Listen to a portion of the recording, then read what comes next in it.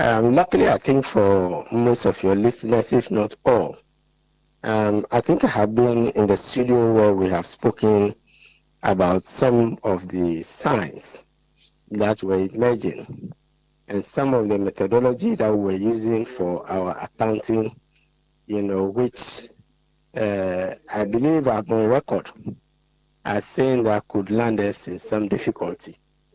We can talk about a combination of, some of them, but let's say that all these things have now, led to a situation where the conversation is now out of our hands, or let's say the subject for the conversation is now out of our hands, whether myself, former, government officials, present government officials, academics, think tanks, and now we are in the international arena.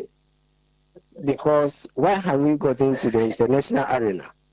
We are in the international arena because the first signal and shock that came was that, we were losing access to the international markets. To explain that briefly, when we became middle income, and when we were doing well, and immediately after hit peak, when we had the space, you will recall that His Excellency President Kufuor, went to the sovereign bond market for the first time. And we borrowed from the, when you go to the bond market, you are now justifying yourself to people who put their money either as equity or for loans. And these are big businesses. The one we know most is Franklin Templeton, based on, discussions that arose in 2017 about the domestic facility. So you have elevated yourself. Previously, we would have been used to talking to World Bank officials, African Development Bank officials, which was the main source from which we were getting our money. And then if we are doing austerity, the IMF. Now we are in the capital markets, and for most businessmen who are maybe in the stock exchange, Ghana Stock Exchange, we are now in the larger stock exchange. So we do what we call roadshow. We go to London, we go to Los Angeles, we go to Boston, we go to New York, and you are not talking to one institution, but you are talking to people who have mobilized money from others and are giving it out to you as loan. Those type of institutions, sometimes they don't have the patience because you have to be efficient. Then rolling forward, Mills Mahama, we opened up under Mills our domestic market. That's our domestic, when I say domestic financial market, our banks, our stock exchange and others who give government money through our savings and through what we call treasury bills and other government bonds. We opened this one up, not the treasury bills, but the bonds, our domestic bonds. We opened it up to the same people we now talk to outside. So when you hear about non-resident investors, and when you hear about those non-resident investors leaving our market, that is the meaning. So we have opened ourselves to the wider international market. And that is a capitalist market. That is a market that is after profit.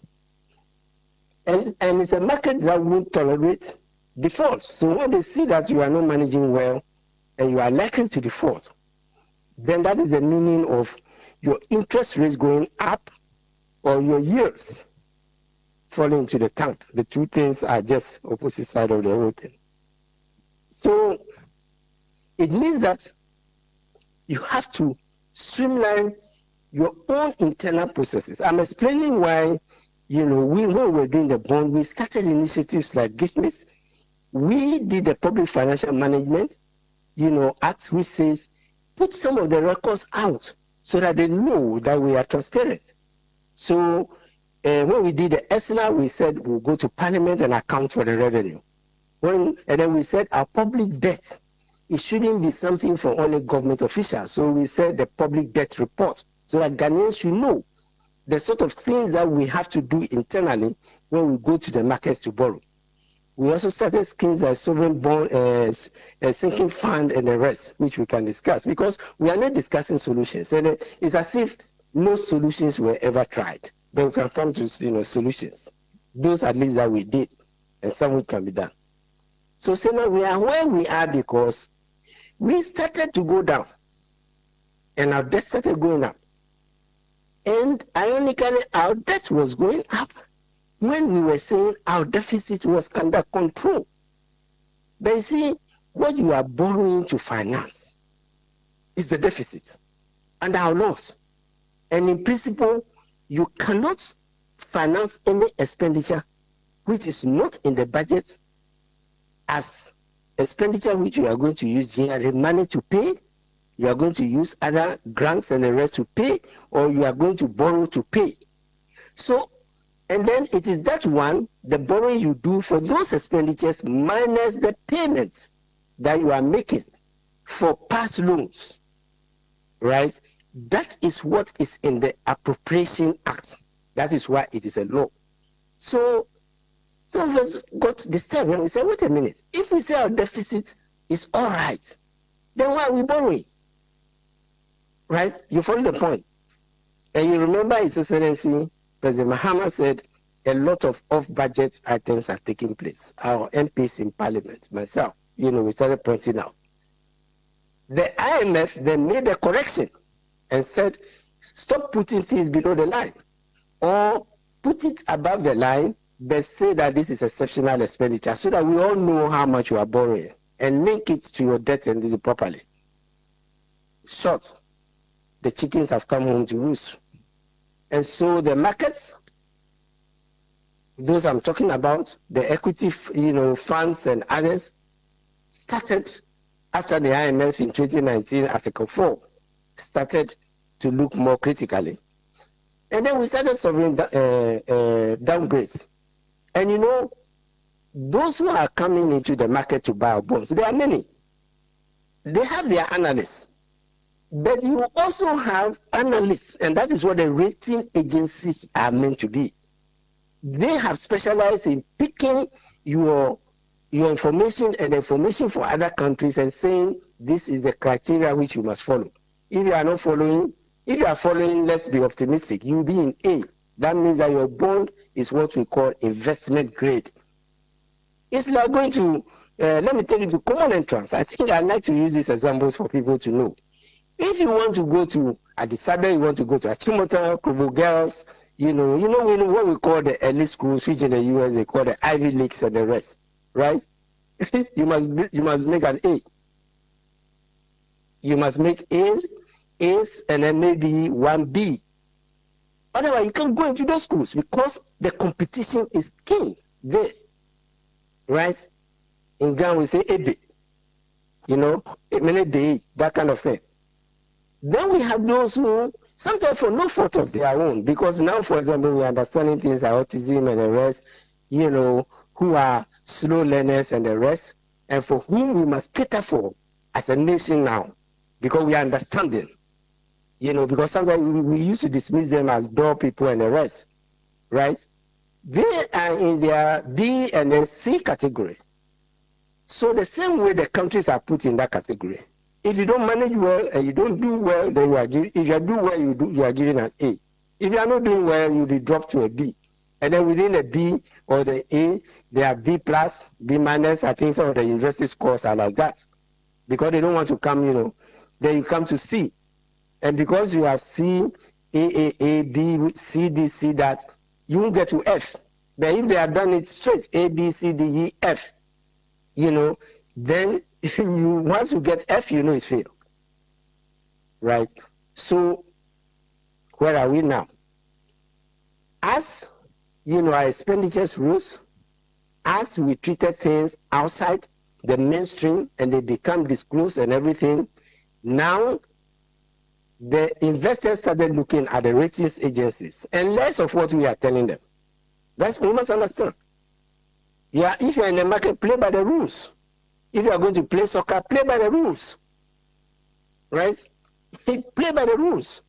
And so I hear conversations like, we need to have rating agencies for Africa. If Africa had the money, we would all be borrowing from Africa. If Africa had an equivalent of the World Bank, we would all be borrowing from Africa. But to use a football analogy, to use a basketball analogy, if we establish our institutions, they are also African Development Bank, they are in the market. Our bank, African Development Bank, they are in the market. And it took years for their bonds to be investment grade. So what we must understand is that even as Ghanaians, when we go to African Development Bank and we say this is our bank, and we borrow there and we don't pay or we default or whatever, or we don't manage well, they too will block. Then we are at IDA. They block us because they are in those markets. So the question is, when we say develop African rating agencies and the rest, are they going to be mediocre rating agencies? And how can they get the money? No, it's like football. If you go to the World Bank, World Cup, you play by the rules. There's only one game. There's only a rule, at which you must play soccer, and which you are taught from course, to local league, to Super League, and other things. Play by the rules. So I'm afraid the call for African institutions and the rest is not going to take our problem away, because if we have our own institutions, African Development Bank, they are also in the market. When we talk about CDB, who was giving us the money, CDB is a Chinese bank. People think that because China is a communist state and whatever, CDB is in New York and is collecting money. If they don't manage well, China will not be able to strengthen CDB for them to give us a loan. So I'm trying to explain this for people to understand the context. We are where we are. We have been dropped. We never got to A. The best we reached was B+, and we've been dropping and dropping. We have gone outside B. We are still in B for Moody's, and the ratings are slightly, but the important thing is that we have been in B+, positive, B-, positive, B-, negative, and we kept going down. Today, Moody's has put us in C, right? And if we continue the way we are doing, market Fitch will also drop us to a C, because they are at B-, and then some negative things, which means that, So it means that our bonds are no longer attractive. If you are the head teacher of a school, you are the headmaster of a school, right?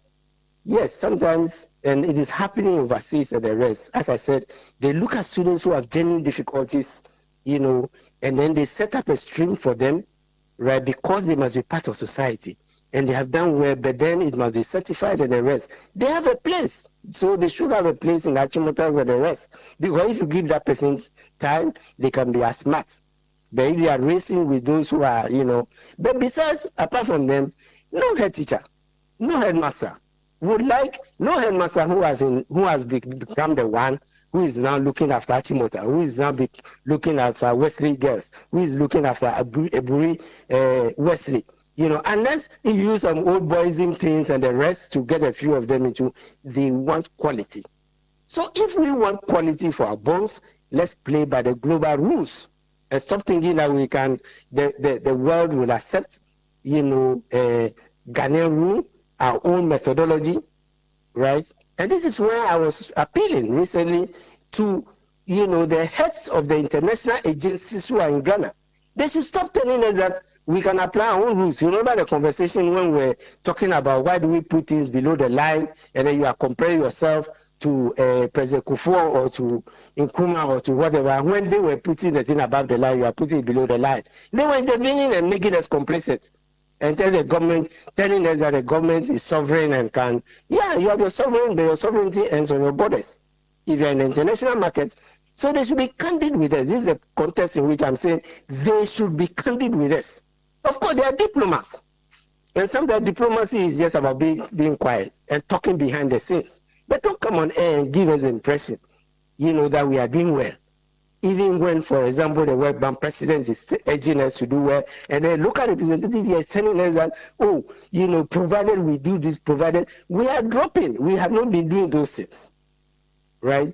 So, listening to short you, answer, I've tried to explain. Short answer, we are not in the best of places. and listening to you, we must sit up. Yes. Listening to you carefully, from what you've said, you're talking about putting things below the line, creating a good picture when the picture is not as good from the very beginning. You're also talking about the fact that our expenditures were rising, we're going onto the debt market, borrowing more, and not showing that this is how the situation is.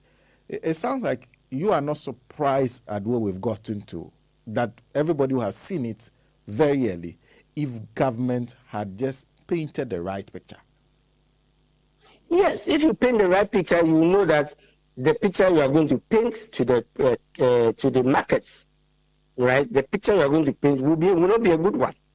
And so, if you are painting the right pictures, you are going to go with the market with the corrective ones. And that is why, let me give one example. I think we are talking sometimes as if no government has applied solutions. No. If you remember, even when we were having difficulties, even when we had single spine, even when oil prices were going down, we knew we had to go and borrow because our domestic market cannot give us all the money. What did we do? We used the oil revenue, we put it in a sinking fund, and we started paying down because we're in 2014 and we're in the same markets, and they are asking you, wait a minute, but 2017, the bond you did in 2007 is going to mature. How are you going to pay when you are coming for more money? You see the example I'm giving? President Kufuor's bond was issued in 2007. It was for 10 years. It means 2017. That bond we must pay. And yes, the law that we're doing, we're paying interest. We pay interest. And the principal, $750 million US was sitting there. So despite the pain and difficulties and the rest, we said, if we believe, and people tell me today that, within NDC that if we had also used that money, we could have won the elections and the rest. Did we believe that we would win 2017? If we believe that we will win 2017, where would we have got 750? Where would we have got 750 million immediately to take off that? So what did we do? We set up the sinking fund, and we tested our best, and we started putting oil money which we could have also used for consumption and the rest, right? By the time we were leaving office, we had, I know the precise number, we had used 336 million of that money, right, to pay down the Kufuor, bond, His Excellency, Kufuor's bond, with all due respect, right? Then the markets realized what we're doing.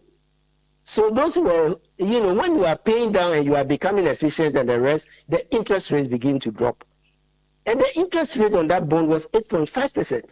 And it was dropping to 4.5. Okay, so now if you were the one holding the bond, what would you do? You wait and earn your 8.5, before we take it off. So before we left office, we had $200 million US waiting because, I said 350 approximately, right? If you add, that's what we are taking off. If you add the 200, that's about 350 approximately. So where did the 200 come from? When we did the bond, and again, when we did the 2015 bond, and we needed, money, we knew that we were going to go to the market.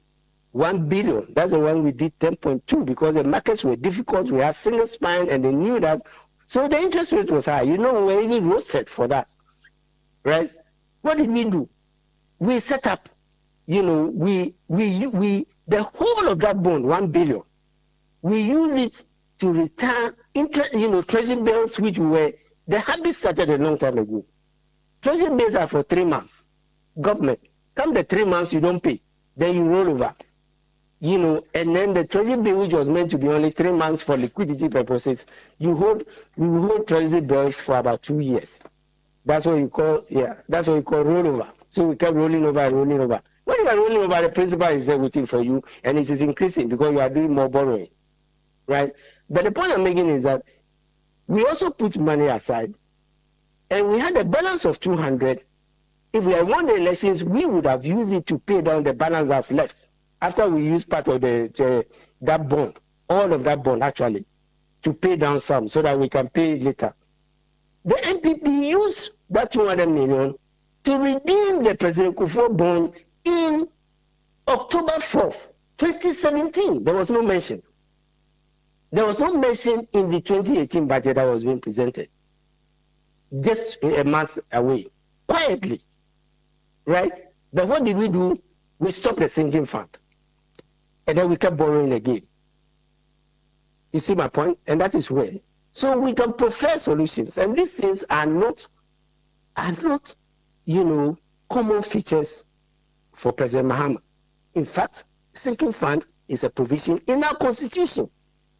And so you have to remember that when they are writing the constitution, we have economists, we had former ministers, we had others there who were part of the drafting of that constitution and its promulgation. And they are saying this habit of ours must stop. So when you come, when the constitution comes into effect, we must set up a sinking fund to be paying down. For 1992, we never did. Then we said, under President Mills, remember, that was an example. We said, oil money is new. Let's use it to start putting some of these structures in place, because that is the structures which the countries that are in the market put in place. Another example is contingency fund, the stabilization fund. You remember when we had COVID, the first money we took was $250 million US. We put that down. Why? Because we had the Kwame Nkrumah, circle disaster. We had the dam in the north, which, in Burkina Faso, we had those disasters. So again, the constitution said, set up a contingency fund, and we set up a contingency fund with a stabilization fund, so that when times are good, you build it up. When times are bad, you draw down. Today, there's virtually nothing in it. Why? Because we lowered the cap with COVID, even with 3 oil fields. This is the point some of us have been making, that you had oil money from 2017, 10 fields, Sankofa added to Jubilee, right? 2017, 2018, 2019, COVID came in 2020, big impact. 3 years, 3 oil fields, increased from 70,000 barrels to about 200 and something, nearly 200,000 barrels. Why didn't we build up all those funds? And therefore, why are we blaming everything on COVID? Right? So I'm telling you, yes, we had solutions, and the solutions were in the constitution. We could just have continued respecting them. The entire 250 that was taken for COVID was money we had put aside. That's why 2 oil fields, very little was added to it. I'm not saying, not much was added to it. Nothing was added to it. But not much was added. Today, those funds are going to be zero because we have to withdraw them now. We have actually withdrawn. If you look at the 2022 budget, the sinking fund is supposed to be zero. No balance in it. Unlike the 200 million that we left, no balance on it. And I think we should be careful as a nation. The zero coupon bond, like the Kufuor bond, is waiting for us. Because the zero coupon bond, what it meant, despite the sense of a new initiative, it was this, it was that, it is waiting for us. Because we exchanged 550 million, we're supposed to get around about that amount for about 350 or 360 million, which means that we gave a discount, between 250, 550 and 350, about nearly 200 million, right? That's what we gave. Express 200 as a percentage of, 350 or 550. You see the real interest rate we were paying. But the more important thing is that even though we received 350 million, and that was a sign that we were losing access to the markets. I'll come to that in a short while. But, so what we are saying is that that bond we are supposed to pay in 2025. Another test, just as we were supposed to pay the Kufuor bond in 2017, right? Had we won the elections. In 2025, whoever wins will have to cut 550 million, for which we got only 350, right? And the markets are looking at that. And that's how come interest rates and yields were rising now, and we had to put in all those measures which we have dismantled, right? Now, when we say, let me make 2 points. First of all, the discussion that we were spending all of revenue to pay interest and compensation. And we didn't have money to even pay past money that we had borrowed. That analysis came from Ghanaians. So let's give credit to ourselves. It came from Ghanaians. The professors, everybody, some of us, highlighted, they did their own analysis, and we spoke about it. So that you remember I explained on your show and everything, the dangerous, trend that it was going to, right? We were not, yes, I had said, before that we should stop talking down the economy. Yes, I said in the context that we were putting measures in place, and I wanted a conversation on the measures more than, right? We said we're talking down the economy. No, but that is a reality. It is Ghanaians who said that you cannot be doing this because you can't run your household like that. You can't run a business like that. It is we Ghanaians who started that conversation. It is not the rating agencies who started it. It's not the rating agencies who started it. Right? And so we were warning that we were becoming dependent on the market. PFM Tax Africa, we did that because we want to remove it from politics. We put it out there. People picked on it. I don't want to mention names, institutions and the rest, workshops and the rest, going into the budget. Right? Second, and the second point I want to make, remember we to go to the markets to borrow $550 million US. If you remember, $5 billion US, sorry, right? We went to the market and borrowed, the 3 billion, including the zero coupon bond. Up to the end of last year, we couldn't go to the market again. That is lack of market access. When we talk about market access, that's what it means. You say I'll borrow 5 billion, I borrow 3, and I'm unable to go to the same source and borrow again. It means that behind the scenes, Ministry of Finance and its advisors and Bank of Ghana and the rest, right, started to see that the signs are bad. If we had gone to the markets, remember the rate at which we did a zero coupon. Yeah, we had good rates on the other ones, but to compensate and get a 3 billion, we paid that whopping amount, for the 500 million. We couldn't go to the market. So market access started to block. By own analysis, it started to block already. So it's not the rating agencies who are blocking it. It blocks, we blocked it. Right? And then if you look at the 2022 budget, you will see that instead of going to the market for those huge sums of money, the amount that is there, I think it's about 800 and something, I can't remember immediately. It's far less because we know that, And so, Senna, we are where we are. I'm trying I mentioned things being treated under the line, bailout. It started from 2017. It started from 2017 when his NDC left, a high deficit of 9.3, 8.3, and whatever on the, and the amount was, we said they say 11 billion, then we left 7 billion, What did they do? They told the whole world that we left 7 billion, right? And then they did an offset. They just set off a figure in the budget, the same 2016 numbers. Because we're not in control of with the 2016 number. We had left office. So what did they do?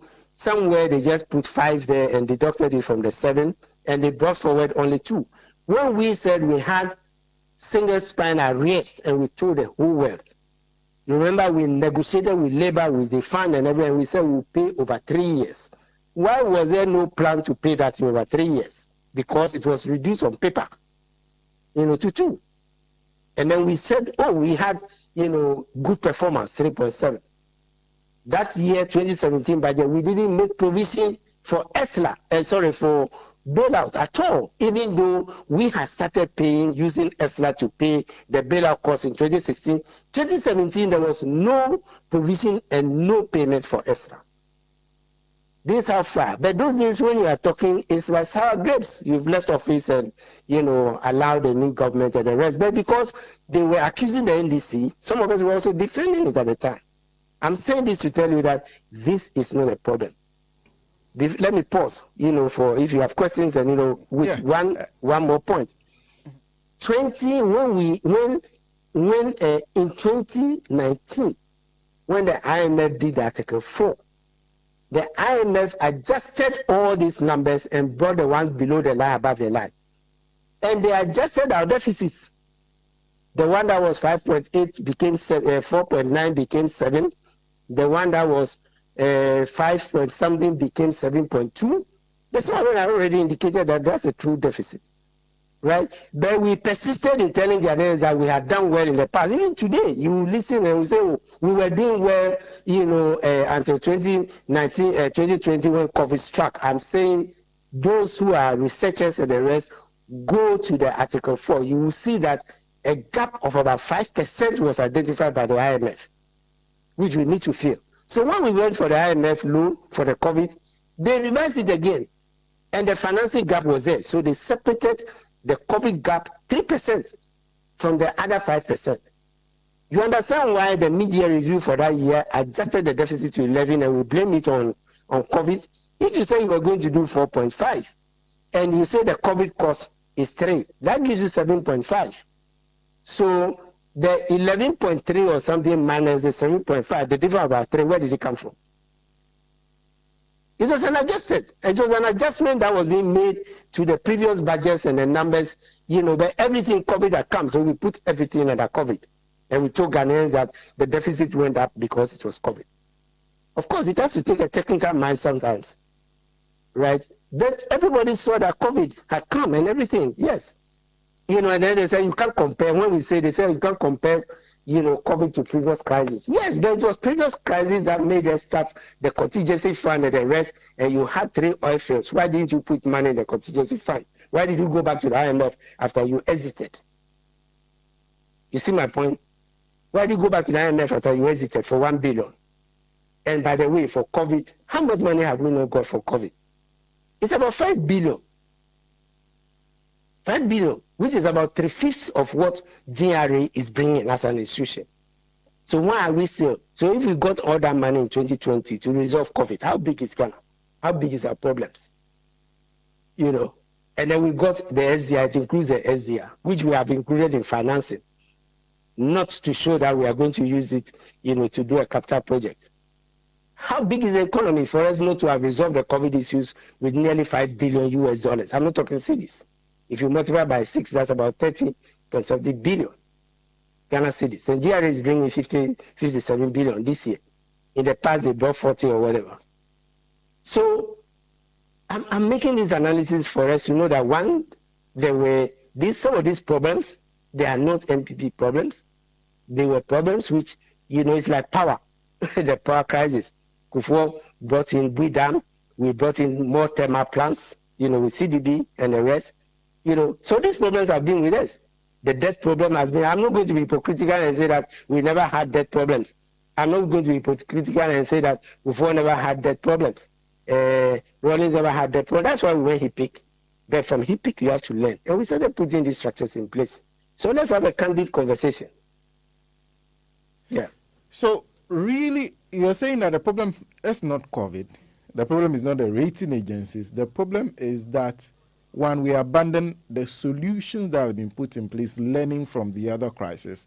Secondly, the problem has always been there. There's challenges that we are seeing, but we've been sweeping them under the carpet by adjusting figures for them to look nice and applauding ourselves for it. Yes, Senna, I've written about this.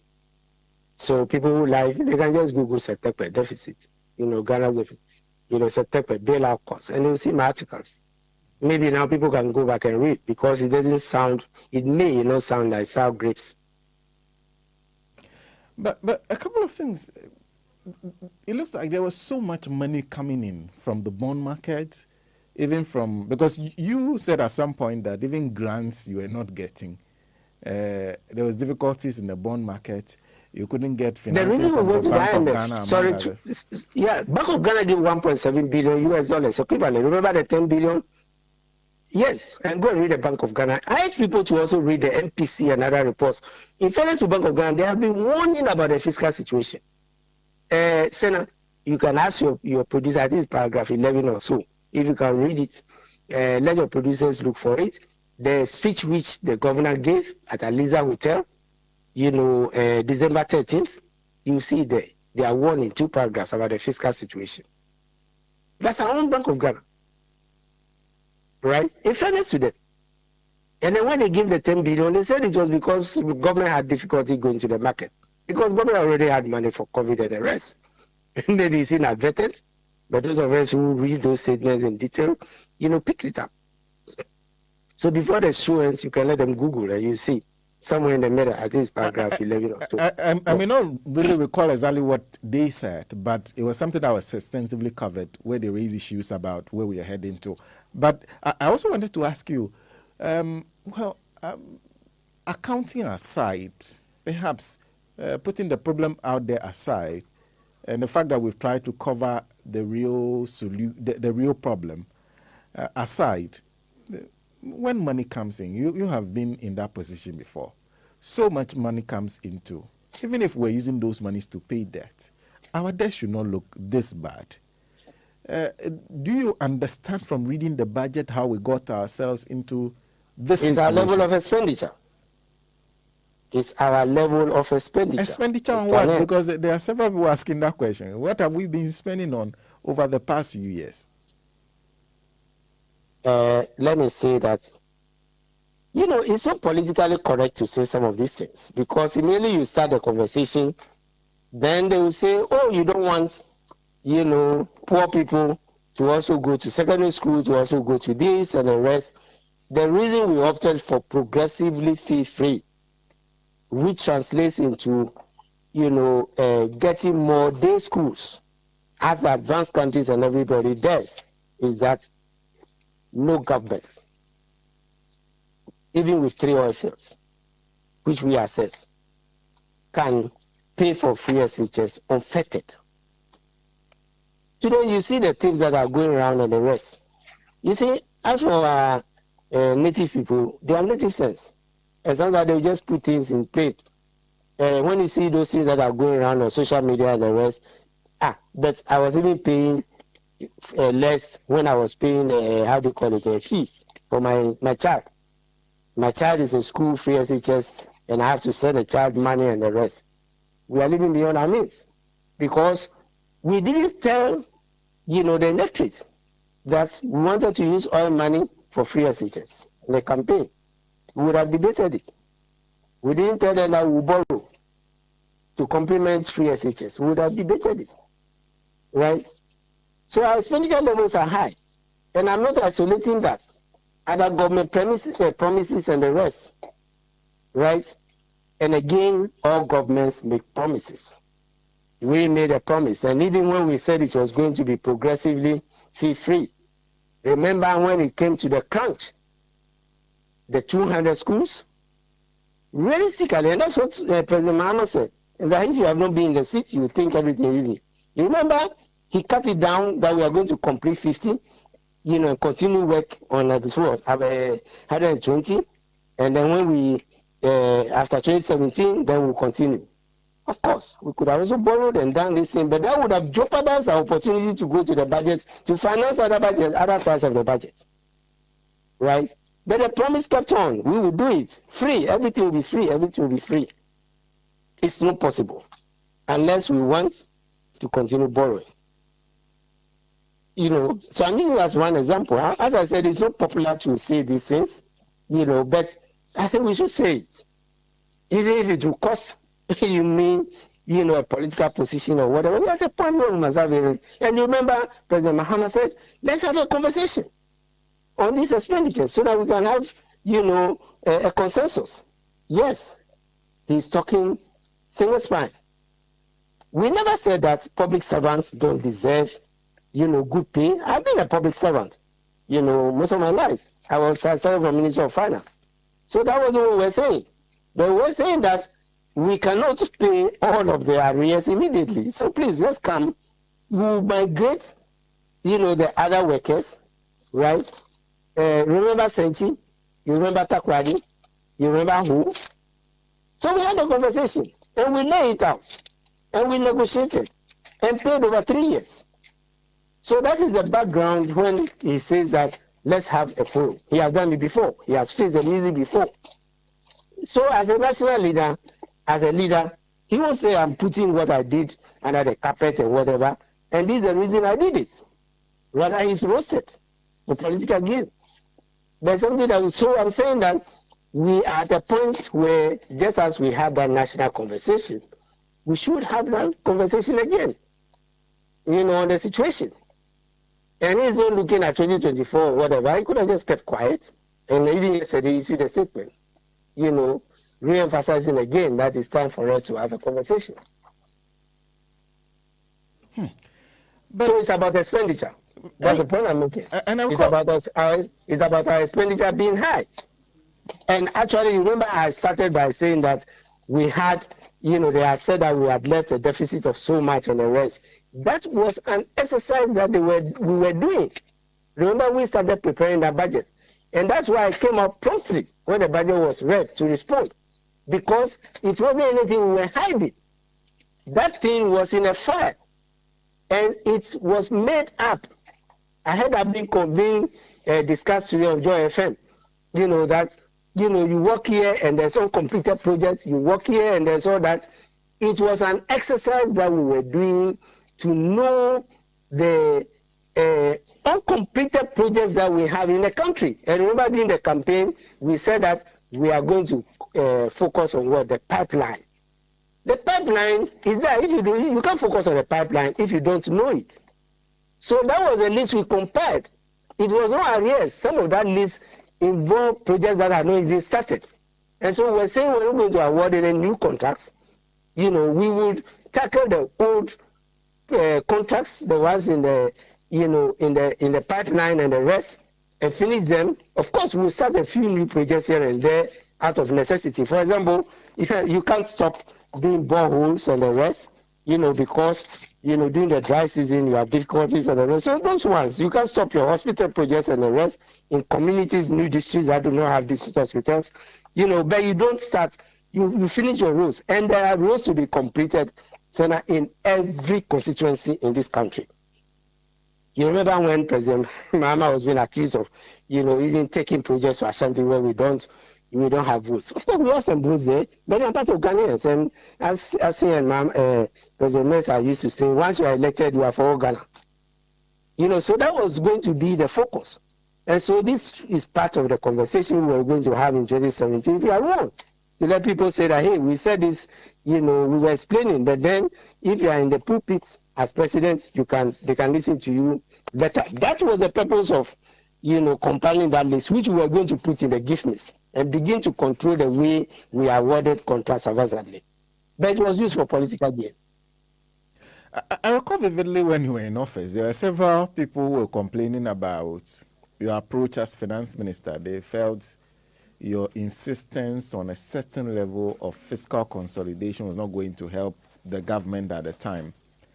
Your successor, when the free SHS policy started, expressed misgivings about the approach. Of course, he said that how do you expect that he had his daughter's fees be paid for through free SHS when he can actually afford for 10?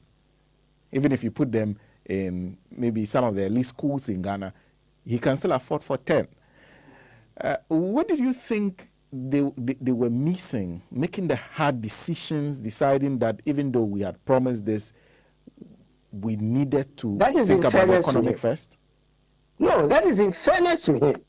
Remember I started by saying, you see that I go back and use President Kufuor, I go back, President Rawlings, like the temporary tax debate, for example. We can go back and discuss how we used temporary taxes in the past and the rest. So yes, be balanced. Yes, and in fairness to Ken, he said it. And he was roasted, the same way I was roasted, right? Because now you are the one, disbursing the money. And that year, I remember very well, he doesn't have conversation. I didn't have a conversation with anybody, but it was clear. It was clear that if you look at, and I saw it, from I heard this first from the parliamentary report, finance committee, on how the bond for that year was going to be used. And with all the needs that we have, we were going to use 2.2 billion of that loan. It's good you brought this up. We were going to use 2.2 billion of the sovereign bond that we were borrowing. Sovereign bond. We were going to use it to support free SHS. You don't go to the markets and tell them the people who are giving you their money. And that's why when I talk to people, and I know that you are linked to the diaspora, please, they should tell Ghanaians the truth. That when you are in the US, when you are in London, right? The richest countries on earth, Germany everywhere. Your children go to school where what you call your zip code ends. So let me say your children go to school, if I may go to the extreme, if you are in Lejikuku, that's where your children will go to school. If you are in Yilo, Somaya Constituency, that's where your children will go to school. Within classes. And there are day schools in all those communities. Right? The example President Mahama always gives. When we did those big E schools at Adenta, you saw how they were filled up immediately. We got into children who were traveling from far off, going to far off places, to attend school. Once you put it there and you can take more students, you see that. So what I'm saying is that in those countries, even the rich countries, yes, secondary education the tuition is free. Embassies will take your children to the school, and there are day schools. Some of them will cycle to the school. My child, because he was closer to the school, he used to cycle during the snow, and he can't cycle, he has to walk. You have to get special boots, and they know it. They are listening to me. Please, they should tell Ghanaians. Nobody pays free boarding in all those advanced countries. They don't. And so the thing was become burdensome. And that's what the finance minister was telling us at the time. Just as I was talking about, you can't put all employment, for example, on a public service. But you don't get a listening here because we have been used to doing things the same way.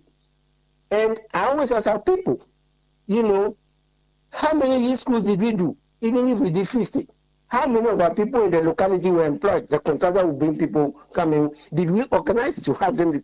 That is how you create jobs. When you go and do cocoa roast, right? Even if the person in Accra and from, Seshi, or from Wasakopong, where my grandfather had, farms, is in Accra and sleeping on the streets. If he hears that they are doing a road, he will go and go and see his constituency, go and see the district executives and the rest, and they'll be employed. That's how when you do cocoa roast, when you do hospitals and the rest, they create jobs in the locality. And then you create funds to maintain them. We don't maintain. So every year, when you are in advanced countries, you see the beauty of the cities is because they have money for maintaining. They have money where after snow, it's just like our rains, they spend to seal because the snow and the salt spoils the road. Then immediately the summer comes, you will see it creates jobs. They have to refill, that's why if you remember, I forgot the expression, Ministry of Roads and always had something called a refilling and other exercise which you put money aside to do. That's how you also create jobs. You see, but when you are bringing these ideas, there is impatience. You see, so I hope that we can all understand. So you don't create jobs by increasing. Yes, you can get immediate political gain by putting a lot of people on the public sector payroll. And they'll sit in offices and the rest and they won't be doing a job. Right? You have to create jobs through infrastructure. And it must be sustained. If you do the infrastructure once and you stop it, you can't sustain the job creation, which means that a portion of the budget or your borrowing must always go. You see the principle behind we saying 70% of the 70% that goes into the ABFE must be used for only capital. If we are faithful to it, you use that money. Part of that money together with the debt fund was, complemented the loans that we're using for these schools. Part of the NHIA money, because yes, it's insurance. But if you don't have the infrastructure, how is the person going to, who is insured? How can in the card? How can a person in my village, go to the hospital, chief's compound and the rest? But the more of these things you do, the more you create jobs, and the jobs are created in the communities, and that's how they don't, congregate to come to Accra. And then you do other schemes, agric and the rest, fertilizer, yes, you open up the roads, how do you call it, feeder roads and the rest, and so access to the markets. I remember after so many years when we were kids, we used to go to my village, and it was the same until the road project started, and that's the first time road went to that village, which means that even if I'm in my cross country, I can only stop in a certain village where the road ended, and where my grandfather's village, you had to walk. Yes, you had to walk. But when we started opening up the cocoa growing areas and the rest, you saw that, yes, foodstuffs started coming into the market because they were rotting on them. Immediately, yeah, because rainy season and the rest, the rivers are flooded and the rest, streams, since you see our streams all of a sudden, become big rivers and the rest. And that's the nature of the forest belt. I have lived life in it.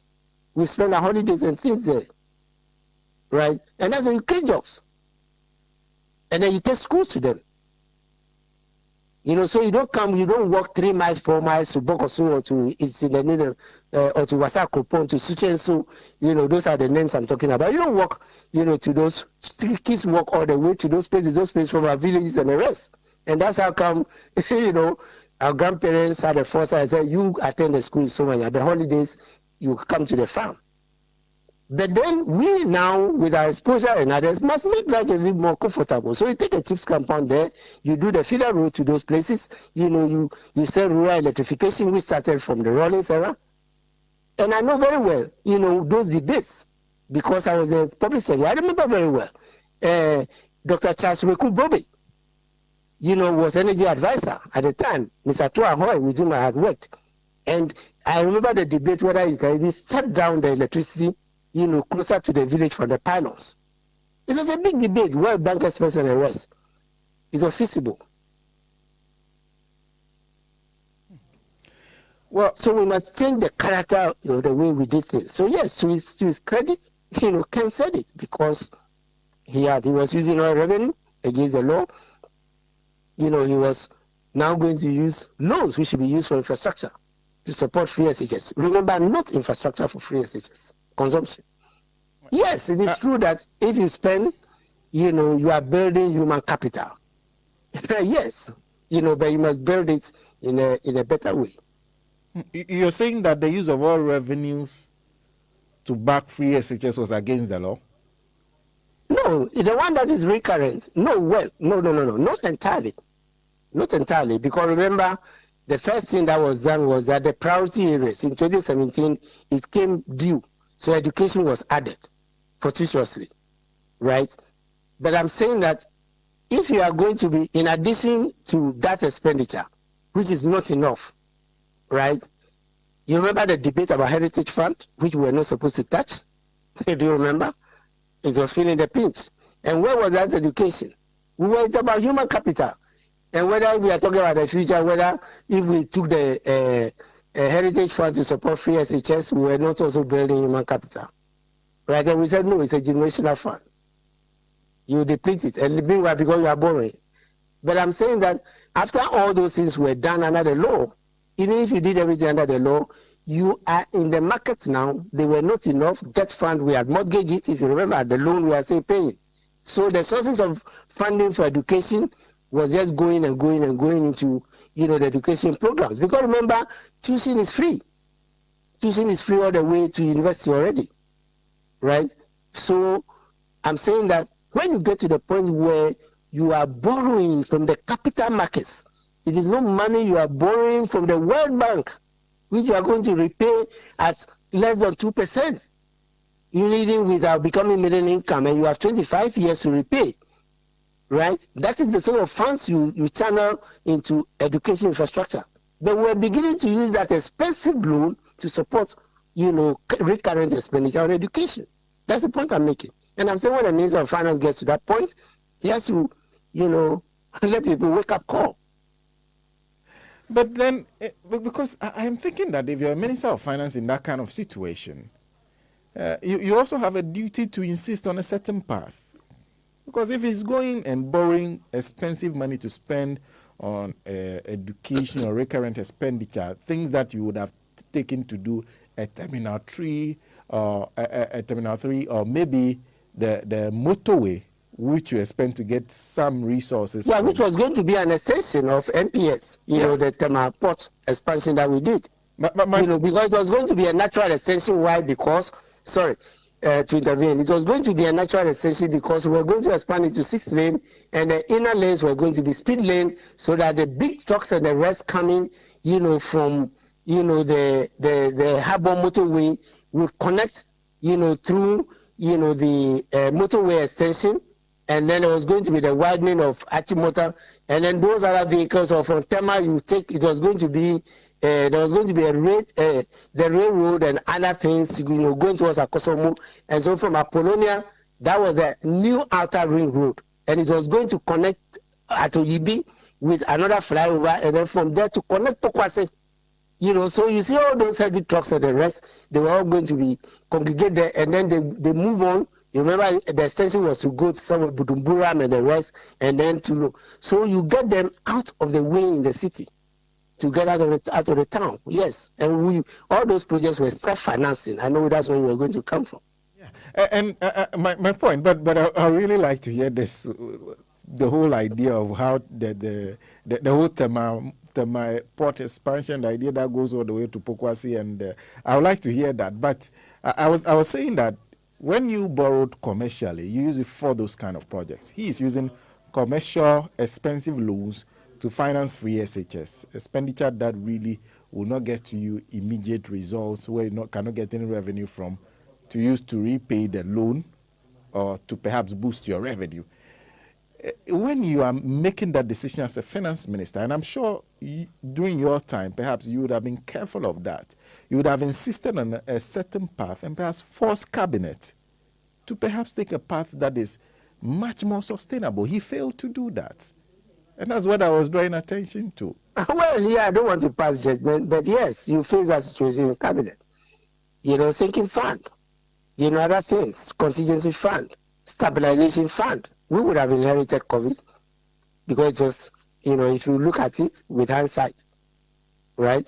And probably if we had continued, would have had 800 million, 750 million with 10 trillion Sankofa in the fund. Because even in hard times, with Dumso, with all those problems that we're having, Dumso is the result of lack of flow of gas from Nigeria. So it's an indigenous factor, partially. And then, the fall in crude oil prices in 2014, late 2014, and in spite of that, we're building it up. So, yes, maybe we would have, yes, and it involves conversation. You remember, there was something, we didn't comment on it, but remember, it was said that we were quarreling in cabinets. I don't know who leaked that. We were not quarreling, but we were debating. It was just a vigorous debate. As to what is the essence of the sinking fund. And I was saying, you cannot go to the market to borrow. And you have to explain to your colleagues and the rest. Yes, so those debates take place. And do you become popular in some instances? No. Let me give you another instance. Throughout the period we were in the fund program, it was only eased after in 2017 when the situation began to improve with Tenfield and the rest. We could only borrow, commercial borrowing, only $500 million US.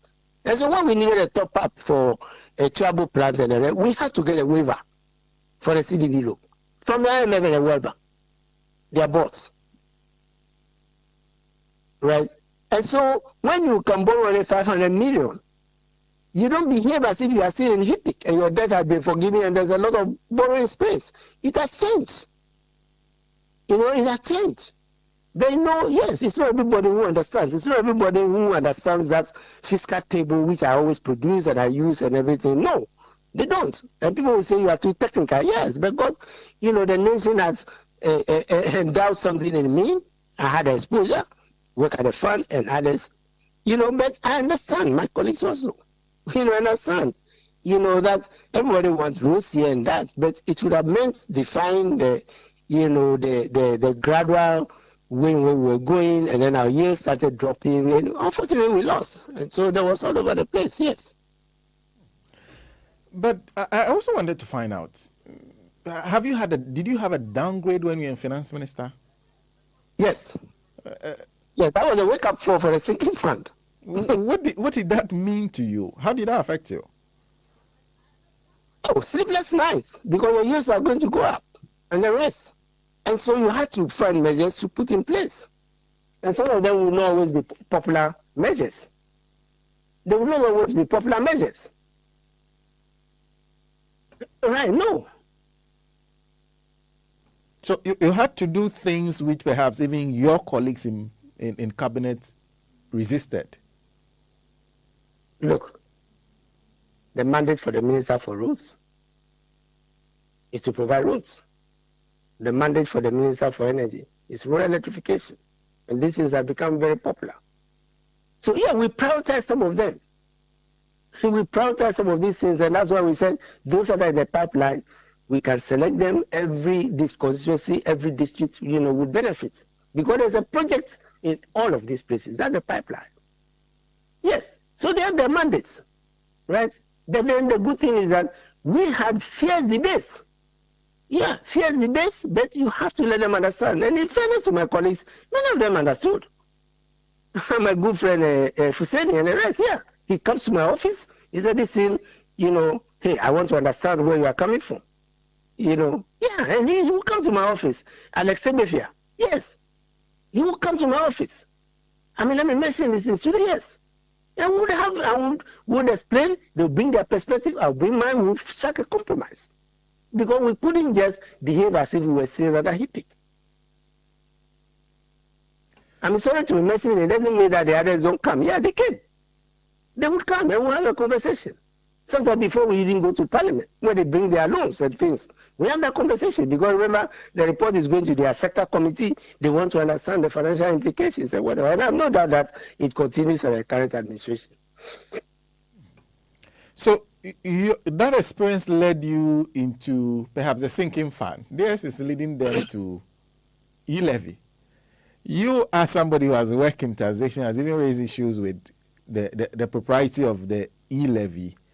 But the best analogy would be ESLA, okay, which is also a levy. The sinking fund was to manage debt. Okay. But the ESLA was a temporary tax that was to tackle a problem, and that's why we said 3 to 4 years. And people said, well, what's the evidence? The evidence is the first loan that we did for VRA was for 3 to 4 years with the banks. And it would have taken off. And why 3 to 4 years? Because the oil prices had gone down. We set up, we used the oil prices, advantage low oil prices to start the strategic stock, which was also stopped, right? And we knew that, around about 2015, by the time we go to 2017, at least even if the crude oil prices did not come up, Tenfield and Sokofa was going to come. And therefore, you take it off. And I was saying that we have a history of temporary taxes. They started from the Rawlings era. But the good thing is that you set them up 2 to 3 years, you take it off. President Kufuor used it, Honorable Safumafu, I believe, or Honorable Banwe do the late. They also use it. And it's usually two types. There's an import duty, temporary import duty. You remember the condom saga? It never really went towards a detail, right? And then the fiscal stabilization levy, so that they call it national stabilization levy.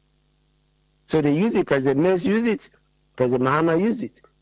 And but the ones that President Mahama put in place were never restored, were never cancelled. And that is why you have all those plethora of levies. So yes, so we did a levy, ESLA in particular, because we wanted to resolve the issue, of the non-payment of subsidies and the rest, and the big loans that were taken by VRA and the rest from the banks, local banks and foreign banks, so that we could open the space. But it was going to be 3 to 5 years only. And if you look at the projection, it's supposed to bring in 45 billion Ghana cedis by 2025. We were right, and it could have been taken off. The 5 years would have been 2020. But as I explained from the beginning, 2017, there was even no provision. Would all this have been? Would things have been better if there was a proper, detailed conversation between perhaps those of you who are transitioning power and those who are coming in to understand the situation, what they needed to do, and perhaps they follow you can the go and plan? look at the transition. You can go and look at the transition reports. That's why the transition law was put in place. We have them. We detail them. We discuss. That's exactly what you do when there's a transition. And I participated in the President Kufuor, Mills, Mahama. I came in as advisor. Later deputy minister. I participated in it. So that is actually what we are talking about. That is the essence of that law. So that, one government does not leave and then there's a vacuum. You don't even know what they were doing and all that. That's the essence of the transition. And that's why you have, a committee from the incoming government and a committee, right? How would they have said that we should stop borrowing and the rest? And they were able to give details. Remember they said giving us warning and the rest, even though we were still in power before General 7, because all those things were listed. And so, by the way, it is out there now that somehow I even gave advice, to the whatever. Yes, we made a presentation, but it was a context of the transition under the acts. And every minister did. So you advised? No, you prepare a whole hand, in fact, even when the government, remember, we could have succeeded ourselves, right? So there's transition. You have to go through that and prepare the report. So in 2020, it would have been prepared. And so the transition report would have been used by the old ministers, with the new ministers who His Excellency Nanado, appointed. If you succeed, yourself is there. So the main transition, was discussed. Incidentally, it's President Mahama who ended that, that period. There was transition reports which were discussed internally. So it's not part of our political structure. It's part of our political economy. Let me say, political economic structure. Well, and copies are given to the incoming administration, and they read it and they come and ask questions. Okay. But earlier on, I think you responded clearly to perhaps what is being said by the government, their response to the downgrade, and also what the president is saying about the unfairness of the ratings agencies. Did you feel a certain level of unfairness towards you when the downgrade happened, or you just took it as a clear reflection of what the situation was? In fairness to the president, His Excellency, right? There's always some bias towards Africa, no question about that. We all know it. As blacks, as when you go to CNN, are there situations in Latin America and other places which are worse than what you see here? No, you go to CNN, you go to all this, and all that you see, pictures there, they don't take Accra and our high, whatever, unless we sponsor it. The villages are taking pictures of all those things and whatever. So there's always a bias against Africa. But my point is, yes, up to a point. But in this case, internally, we've been having this conversation. It's not the ratings agencies that say that you are spending all your money, on compensation and interest. It was an internal discussion, which was picked up and factored into the first downgrade. And then we continued, and it got worse. So it came in the second downgrade. So my main point is that, and the other point I'm making is that, are you going to set up an African institution because you want it to be mediocre? Nobody will give that institution money. Because unless we are able to finance the institution internally by our governments and the rest, right, it will also go to the market, the same advanced country markets to borrow. Just as AfriExim and African Development Bank goes to the markets to borrow. It's not just the money that the member countries give to the... No, they go to the market because they are financial institutions.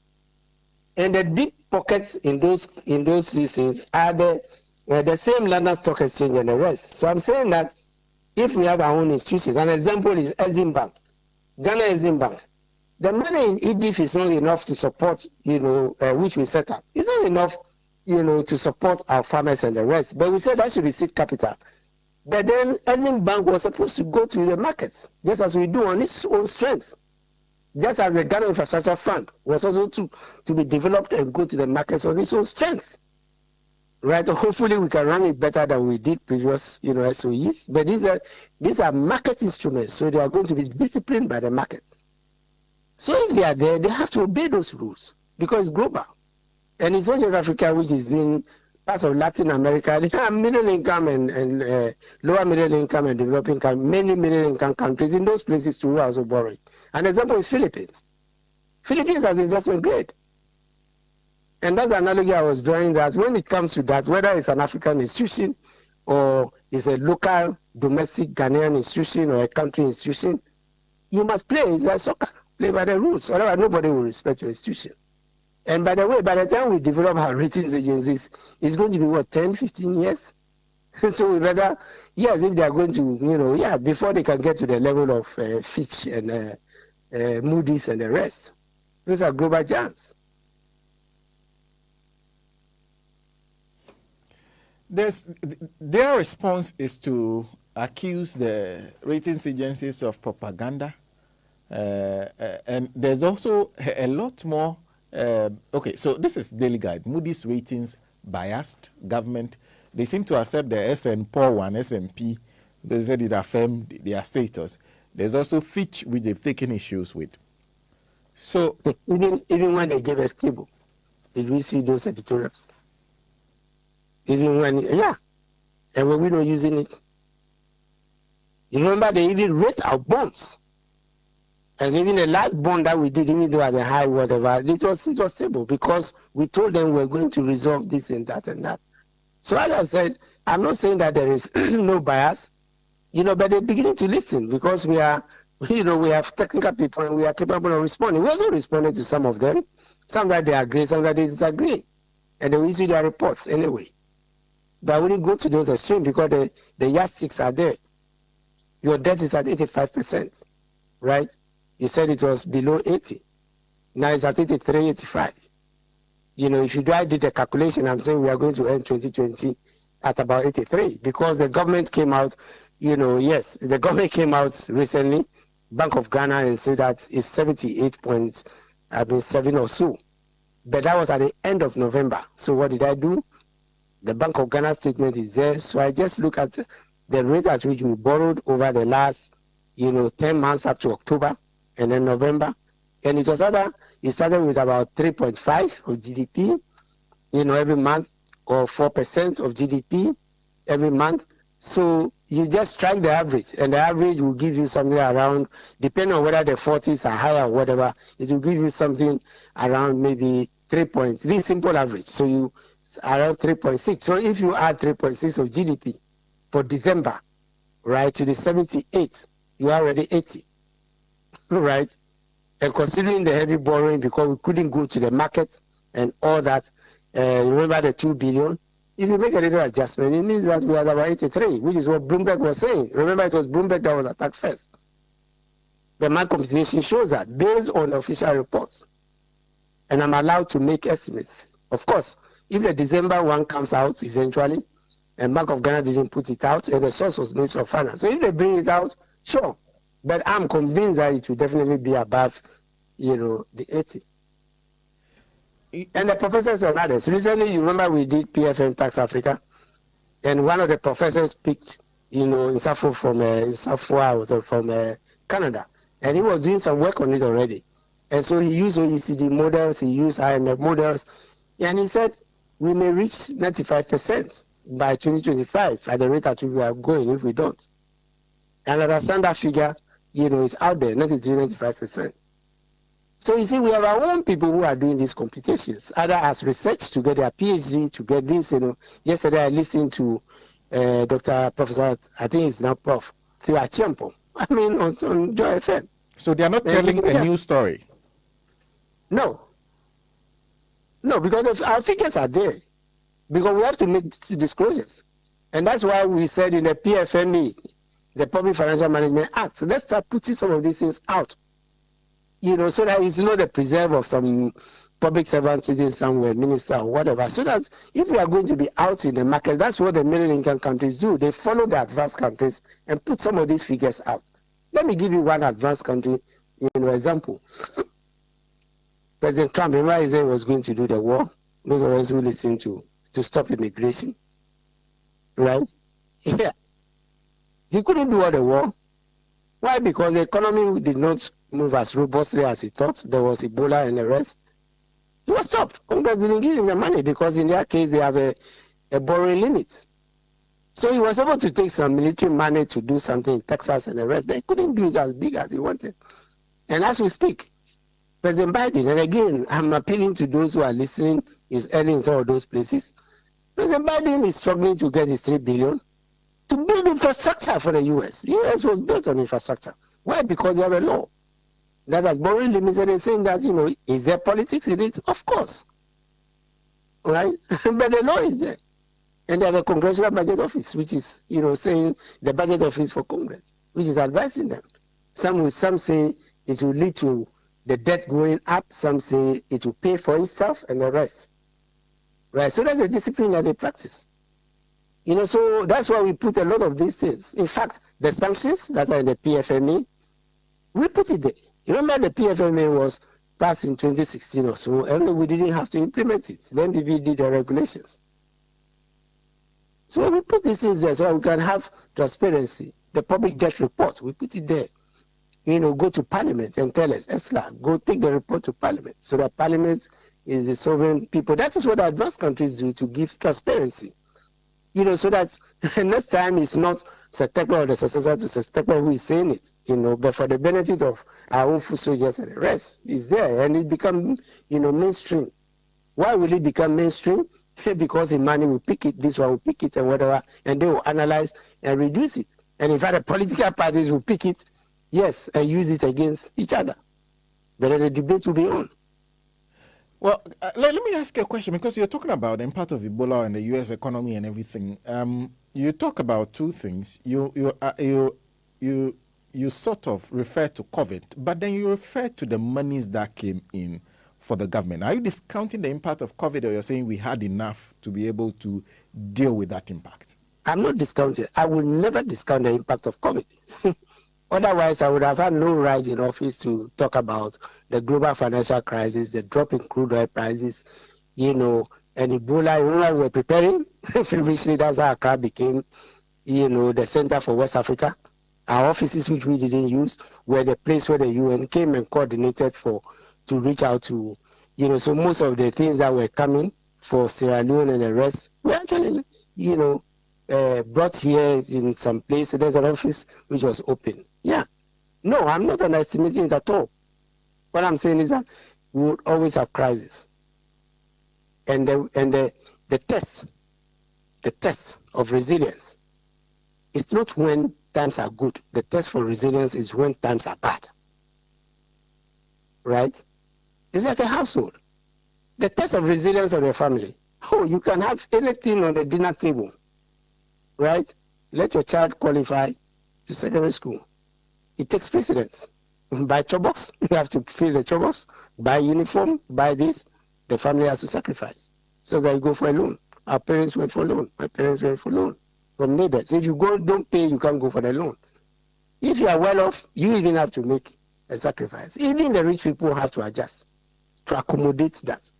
That is a normal contingency. That is something which you would expect, and that's a positive one. But children fall sick, they are admitted, right? If you don't put money aside, it's something that is, we say, you don't wish it to come, but so long as their children mosquito or whatever, it's inevitable that they have fever and things like that, right? So that's I'm saying that, yes, all I'm saying is, it may be the biggest, but I'm making 2 points. I'm saying 3 points. I said one. Admit that or be candid to Ghanaians that you had a fiscal problem before COVID. And 2, don't downplay somebody's crisis. It may be smaller. Because remember, before COVID, the deepest crisis the world faced was the global financial crisis. Since the Depression. Right? And so there are minor ones. And I'm saying if you are able to prepare, as I said, if you are able to prepare for the minor ones when times are good, as when we had crude oil and additional crude oil, 70,000 barrels to nearly 200,000, then you will be able to prepare for, you would have prepared better. That's the point I'm making. And so I'm saying that if we are prepared better together with the 5 billion, nearly 5 billion that we got, we should be able to handle. But I'm saying that given the size of our economy, why were we not able to, to manage with 5 billion? Ostensibly to support COVID. It's not a small amount of money. I remember during the other crisis, we didn't even have the benefits. We had 2015 thereabouts when we were in the program, right? We were slapped with zero financing. From Bank of Ghana. And here's the same bank, another crisis. Yeah, it may be deep. But could we not have been even allowed? Could we not have been allowed to even take the money which is provided for in our law, which is 5% of previous years, from Bank of Ghana if they had it, some profit and others, so that they borrow it, they lend it to the government, they don't actually so they gifts. Right? Couldn't we have gone there? But we were blocked. That's why I call up for even-handedness. Because we could have taken something that is far lower. But it was blocked. That's why I'm calling for even-handedness from the World Bank and the rest, who were who wanted us to tighten. Yes, it helped us to reduce the rate of borrowing and go and borrow and the rest. Yeah, so these are the points I'm making. I'm not downplaying it at all. Well, there's one other issue, and I guess we have to bring this to a close. But before we do that, I think this is the last issue I'll raise with you. It will take us into the E-levy. This is former President John Dramani Maham's write-up. Paragraph 2.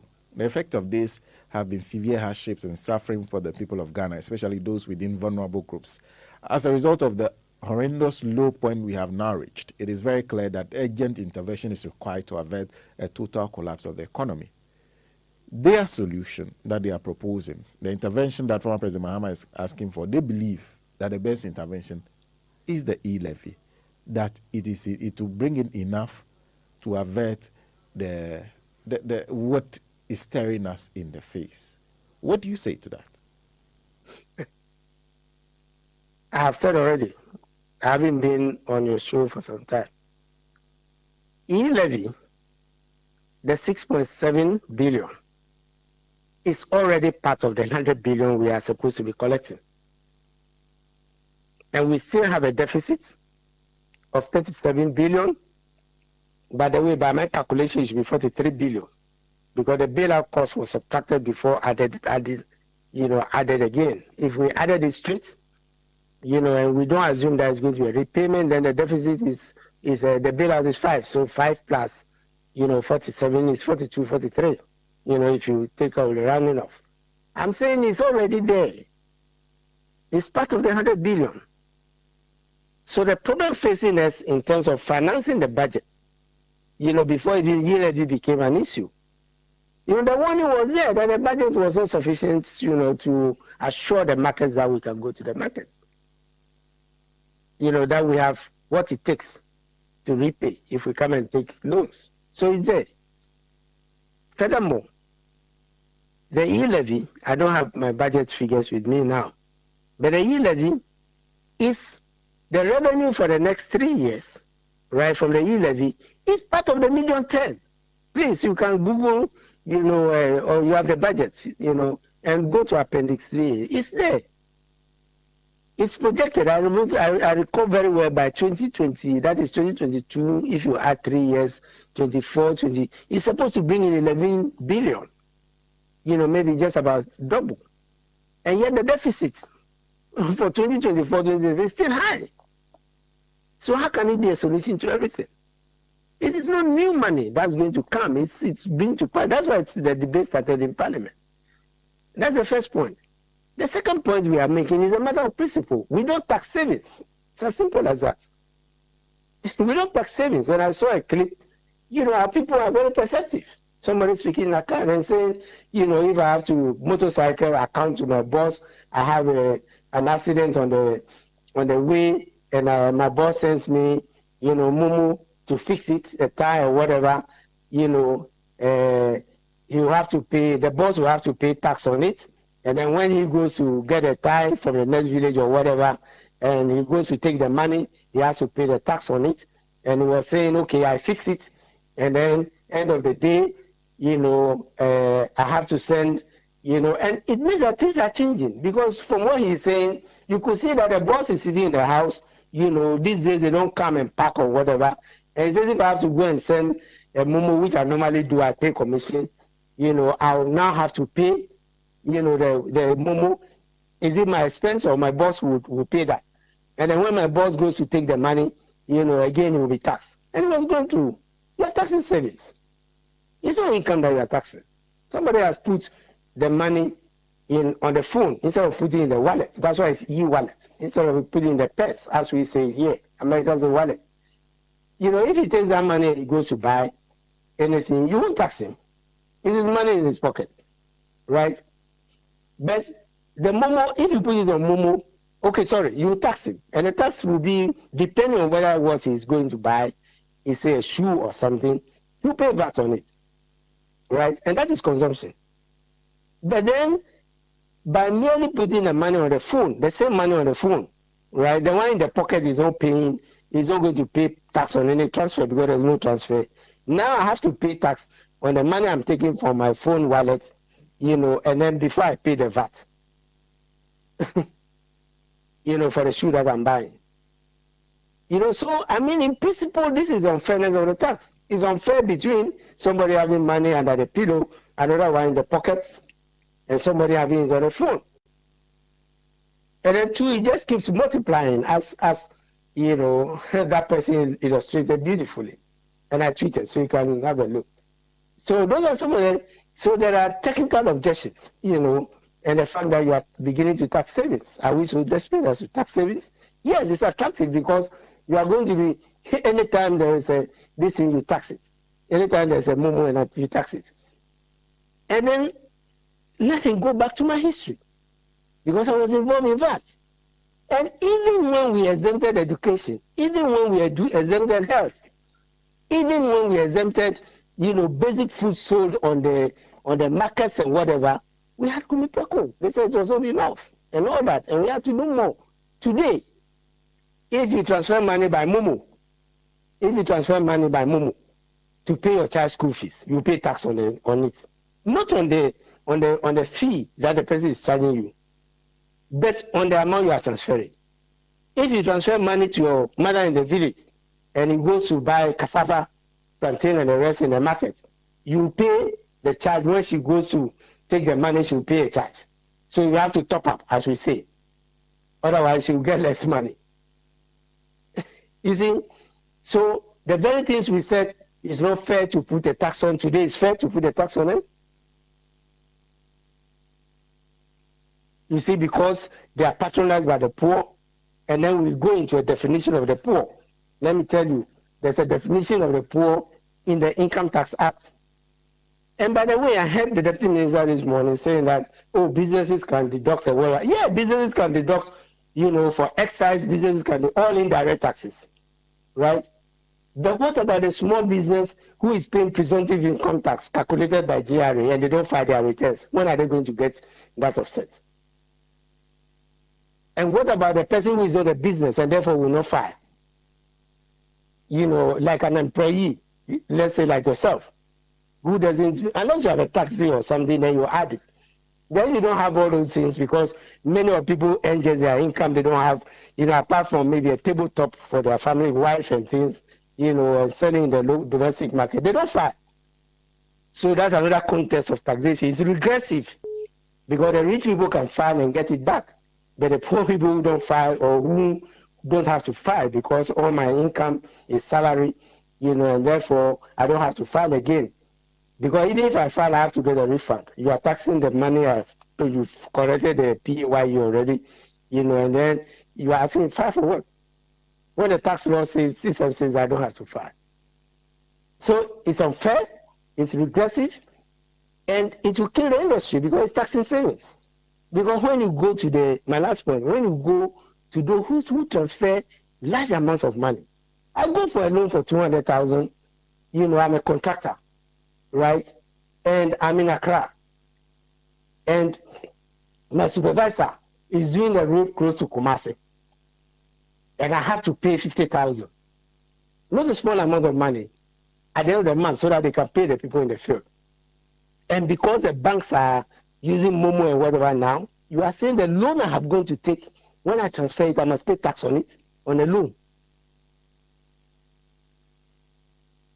We are not saying, we are saying accounting in tax, you can tax the fee because it's a service. The reason you are taxing the fee is because I choose to go to the bank instead of keeping the money at home and risking, the money being stolen. Because the bank would have insured, and if they steal it there, my money is safe. So these are some of the reasons, that we are giving. We are saying it's inefficient, by taxing investment. It is unfair by discriminating, based on the form in which I keep, my money, right? And it's regressive because it affects the poorer people more. All right, but then what is the solution? What do they do at this time? Because you're talking about widening deficits that will not stop widening, a growing debt burden. Do you know that we have about 6 levies already? We have COVID levy. right? Do you know Yes. that we have the COVID levy? Yeah. We have the FinSec, levy in addition to ESLA, based on, again, we have the sanitation levy. We have the top up for the NHIL, which input tax credit was blocked, and others. ESLA top up, there were two increases in ESLA. So you know that we are counting all of this already. So as I said, the solution is not just on the revenue side. The solution also lies in, and that's what we do when we do a program. When we do a program, we look at the whole fiscal structure, and we even look at the real sector that is giving us a problem. So when you do a program, it can be homegrown. It's up to the government. Even this exercising the sovereign right on our behalf and says we are not going to the fund, give us a homegrown program. And when you do that, you look at revenue. Yes, temporary taxes. That's, as I explained, that's what we have always done. So that when the crisis is over, then you take it off. But there were temporary taxes already which are still in place from the Mahama era. And then you look at expenditure and you tell yourself, hey, look, this is a necessity. Those that have to be paid, single span, for example, you negotiate so that it's easy for you, and then you cut other expenditures. It enables you not to do a steep expenditure cuts and whatever, right? And then it's only when you do this that you reduce your deficit, because the deficit is revenue minus expenditure. And then you manage arrears the way I was explaining, the way we wanted to do it.